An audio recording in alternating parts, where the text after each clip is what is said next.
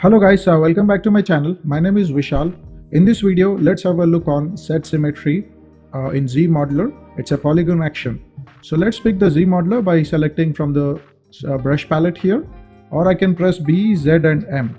So before going into that, if you could able to see, the symmetry is working on the normal x-axis because the transform active symmetry is on here. Okay, so let me just select the set symmetry option and then click one of the polygon here. Let's say I'm selecting this one and I'm going to select this poly or maybe this poly. That's going to be the second poly. When I do that, the pivot point comes into the center of that 2 points which I've selected. Now if I go to the ZModeler again and then enable local symmetry, and then you should be able to see the symmetry is working this way.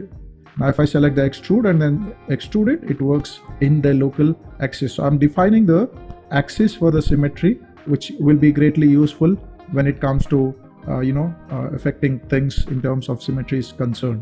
So if you got any questions related to this, just let me know in the comment section. Thank you.